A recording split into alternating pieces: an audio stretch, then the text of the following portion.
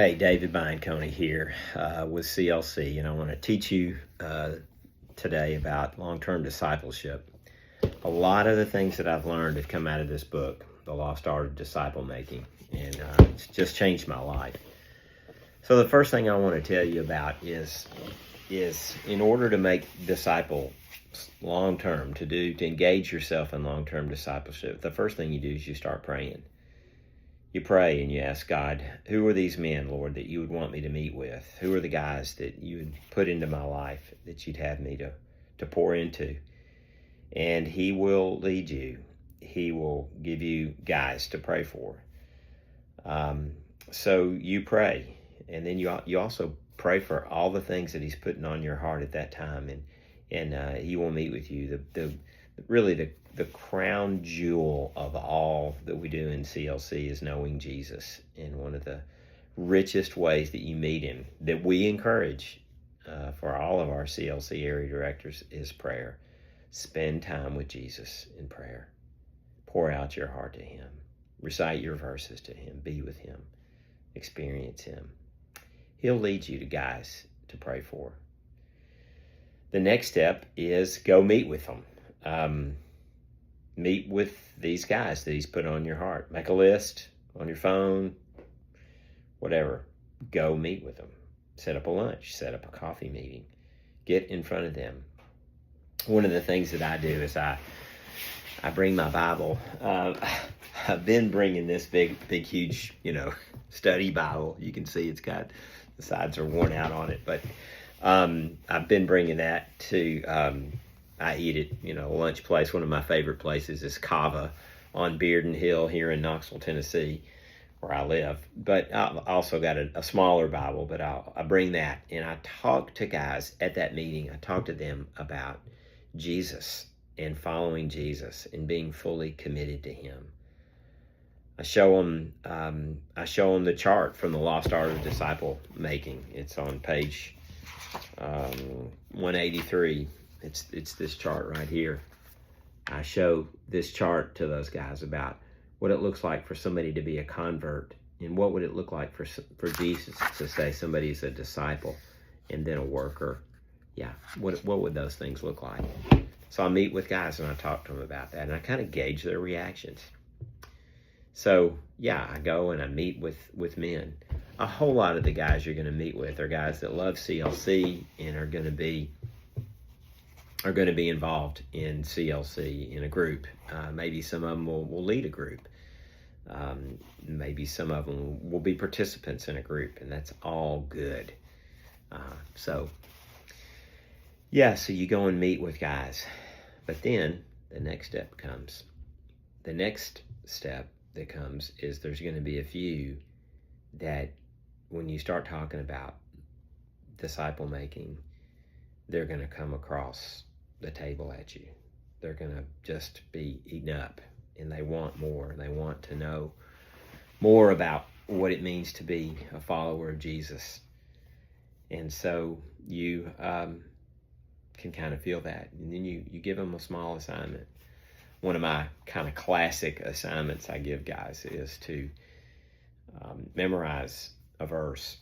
A lot of times I'll choose Hebrews 12:11. It's a verse on discipline. And so guys will have a chance to memorize that. I can't remember how many words it is, but it's not very many words. No discipline seems pleasant at the time, but painful later on. However, it produces a harvest of righteousness and peace for those who have been trained by it. So I'll give them a verse to memorize and say, hey, and I'll spend time. Like one guy recently, I spent an hour and 45 minutes with him and said, hey, look, let's get started. I'd love to help you. If you want me to help you, I would love to be there for you and see maybe what you want to do. But I'm going to do a little test here. We're going to do something, and it's going to be a test. If you want to do it, and all you got to do is memorize this verse, word perfect in your version. And when you get it, you can call me back, but don't call me back to meet with you until you fulfill this assignment. And so anyway, guys that are hungry will absolutely do that. And they want to know more. They're looking for more. Guys are hungry to grow. God has put this in men's lives, and they really do want to grow. And so you're helping them when you do this. And it's really fun because it's a faith journey. And I find myself praying for those guys and saying, "Oh, Lord, please have him call me back." I don't know. And sometimes they don't call me back. Okay, let's just say the guy did call me back. He did text me back. Most of the time, these young guys text you back. So I get a text back, and they say, "Yeah, let's meet. I got my verse." And so I'll check. Do you, or if they don't, they say, "Oh, let's meet." And I say, "Well, do you have your verse? I'm looking forward to hearing your verse. Word perfect," something like that. And so that's different. A lot of guys aren't calling accountability things like that, but the guys that want to learn love that. That's what I found. So then I meet with them again, and we talk about that. And then I start on the journey of pouring into their lives. So what does that look like? What does it look like to pour into a guy's life, to meet him and to be with him? Well, the first thing that you do is you just start meeting with them regularly. One of the guys I meet with, we met for once a week for a while, and I would get together and I'd open up the Bible with him and talk to him about what it is that he needs to learn. I asked him, "Hey, do you know how to pray?" And he could tell me, if he knows how to pray or not, and I could ask him and show him. I can show him how to pray. Here's how to pray. Let's open the Bible. Let me show you how from the Bible to pray. So I spend an hour doing that, or more, maybe a couple sessions on that if he's really hungry and wants to grow. You can kind of gauge how much he can take. Another thing I do really early on is talk to them about the gospel. Do they understand the gospel? And get them to articulate what the gospel is, and to get them to show me from the Bible. Can you show me from the Bible what Jesus said? What is the gospel of Christ? How do you show that to me? What do you use? And because it's not how we define it, it's let's let God define for himself what the gospel is. And that's there. So teach them how to have a quiet time. There's a training that we can do and show them how to do that. You can see this all takes time, huh? It does. It takes an investment in a man's life. But what happens is you start seeing him grow.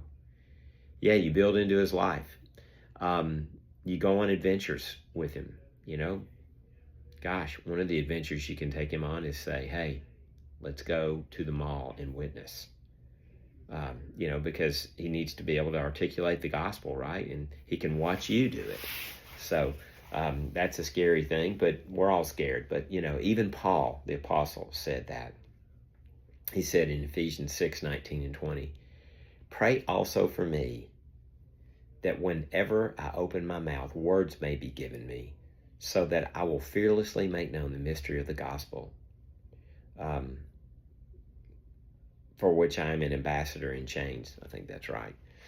Pray that I may declare it fearlessly as I should. I don't think I got that perfect, but it's Ephesians 6:19 and 20. So Paul was afraid too. He said fearlessly twice in those two verses. So you bring them with you on an adventure. That's an adventure, huh? You also get them into a group. You might be starting a group and bring them into it and tell them, "Hey, I want you to be the best student in this group. Come on." You encourage him, but you also challenge him. I have found that if a guy knows you love him, you can tell him almost anything in the world. He'll listen to you. He cares for you. Be humble with him, love him, but also hold him to account to what he said he wanted you to hold him to account to. But you love him and you pull on him, but you're doing it with love, and he knows you care. Don't overload him, but don't underload him either. Also, when you're going and doing stuff like you're going to go teach at a Sunday school class, see if you can bring him with you so he can see you teaching. He can see you leading a Bible study or teaching a session on teaching a bunch of people how to have a quiet time. And he can come and be there with you. And you can call on him and say, "Hey, what's happened with you? Do you have a quiet time?" And you can ask him questions. And it sort of helps him to grow. And he sees himself growing and he wants to grow more. Yeah, all of that is just inviting him into your world. Have him to your house. Go to his house.